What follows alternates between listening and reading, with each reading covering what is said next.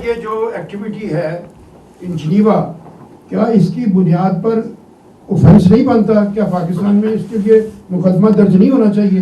देखिए, ये बिल्कुल ऑफेंस भी बनता है और वो पाकिस्तानी शरीयत को ही कबूल नहीं करते हैं। वो तो देखें ना, वो तो वो शर्मिंदा हैं और वो नायकॉप के हवाले से भी चाहते हैं कि जी वो नायकॉप पे ना आए, तो ये उनकी अपनी मर्ज़ी है, हर की अपनी चॉइस है। जी यासिर साहब। तारक साहब, ये बताइएगा कि दरमियान जो है वो हम मुज़ाकरात के हवाले से मेज़बानी के लिए तैयार हो गए हैं। ट्रंप हैं, उन्होंने रीट्वीट भी किया प्राइम मिनिस्टर का जो पैगाम था। ईरान की तरफ से क्या कोई जवाब, मुस्बत जवाब कोई सामने आया? और एक कफ़ायत शुआरी के हवाले से मज़ीद कहा जा रहा है कि सख्त इक़दाम जो है वो हुकूमत उठाने जा रही है, उस हवाले से पहला क्वेश्चन तो एक ऑनगोइंग सिचुएशन है, तो refer to MOFA very clearly.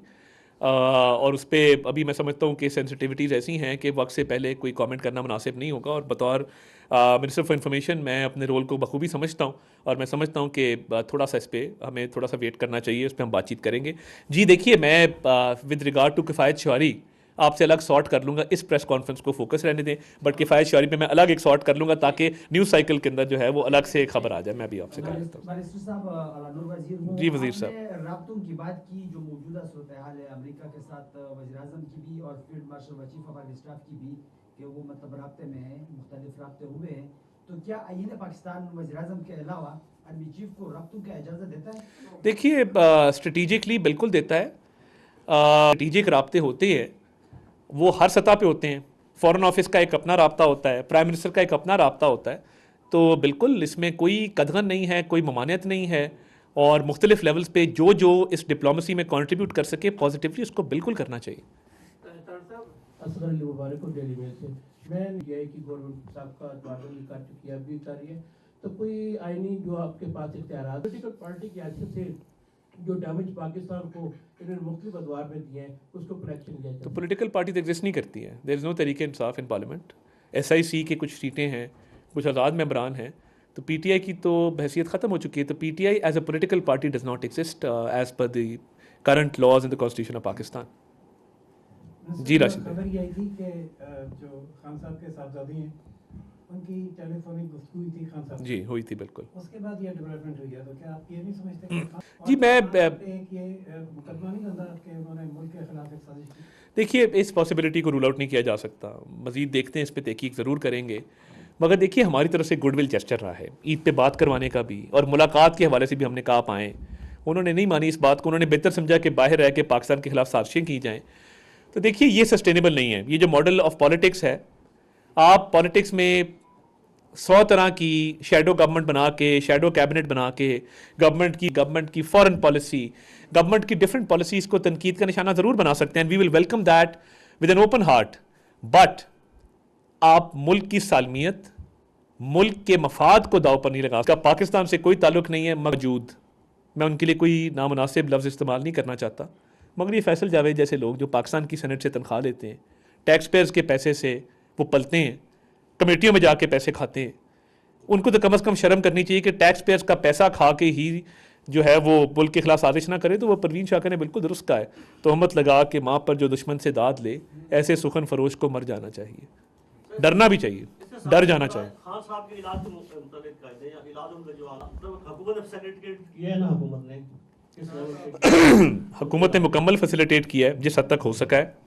एक अभी पिम्स की लेटेस्ट भी आपने देख ली, उनको स्पेशलिस्ट को दिखाया गया एंड माशाल्लाह वो बिल्कुल रिकवरी की स्टेज पे नहीं, रिकवरी है और आंख उनकी बिल्कुल ठीक हो रही है। शुक्रिया मिनिस्टर साहब, आपने प्रेस कॉन्फ्रेंस की, आप वफाकी हुकूमत के तर्जुमान हैं और जिन लोगों की तरफ आपने मुतवज्जे किया, ये जो इंडिविजुअल्स हैं, एक प्रेस कॉन्फ्रेंस के ज़रिए इस तरह से जो है वो बताया जाता है, एक तो, और दूसरा पाकिस्तान एक जमहूरी इस्लामी मुल्क है। क्या कोई शख्स इस तरह से, चाहे वो जिनेवा में चला जाए, जहाँ भी चला जाए, क्या उससे कोई असर पड़ेगा GSP पे, या फिर पाकिस्तान के हवाले से, पाकिस्तान के मफादात के हवाले से करते हैं, इस तरह की हरकतें करते हैं, क्या उनके खिलाफ बजाय इसके सिर्फ प्रेस कॉन्फ्रेंस करना चाहिए कि इस तरह के लोगों पर पाबंदी लगे और किसी मुल्क के खिलाफ नहीं होनी चाहिए? बहुत शुक्रिया जी। मैं सबसे पहले तो ये कि मैं वजारत बाद में, मैं सबसे पहले अपने आप को एक पाकिस्तानी समझता हूँ और बतौर पाकिस्तानी मेरी ये जिम्मेदारी थी to set the record straight. और ये पूरी कौम को बताया जाना चाहिए था कि ये क्या इनकी साजिश है, क्या इनका माइंडसेट है और ये क्या चाहते हैं। देखिए, पाकिस्तान की जो इंगेजमेंट है इंटरनेशनल फोरम्स पे तौर अक़वाम मुत्तहिदा की सिक्योरिटी काउंसिल के गैर मुस्तकिल रुकन के पाकिस्तान ने जो किरदार अदा किया ये तारीख़ में ज़िंदा रहेगा। और UN सिक्योरिटी काउंसिल में फ़लस्तीन के लिए आवाज़ उठाना, ईरान के मामले पे आवाज़ उठाना, एक बैलेंस लेके चलना, अपने स्ट्रेटेजिक टाइज़ को प्रोटेक्ट करना, दोस्त ममालिक के साथ वहाँ पे जो है वो बातचीत करना। तो देखिए, पाकिस्तान ने, और जो आपने देखा होगा हमारे जो मंदूब हैं आसिम इफ्तिखार साहब, उन्होंने जो इजराइल के नुमाइंदे का जवाब दिया और जिस तरीके से दिया, शायद ये भी तारीख का ऐसा ये वीडियो आज तक चल रही है। तो पाकिस्तान इंटरनेशनल फोरम्स पे अपनी इंगेजमेंट जारी रखे हुए है।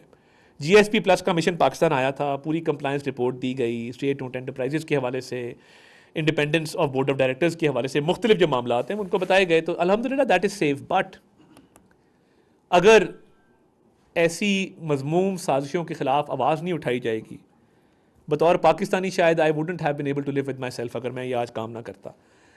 कानूनी चाराजोई का जहाँ तक सवाल है, मैं तो ये कहूँगा कि एक पाकिस्तान की पॉलिटिकल पार्टी के लीडर के बच्चे हैं तो आएँ पाकिस्तान, आके अपने वालिद को मिलें, ज़रूर, मोस्ट वेलकम।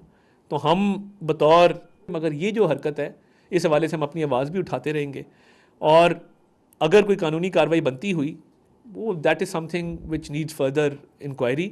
मगर मैं समझता हूँ कि इस सारे मामले को एक्सपोज करना और पाकिस्तानी कौम को हक़ाइक़ बताना ये भी मेरी ज़िम्मेदारी है बतौर वफाकी वज़ीर इत्तलात, जो मैं कोशिश करता हूँ कि वक्तन फ़क्तन निभाता रहूँ। थैंक यू जी, बहुत शुक्रिया।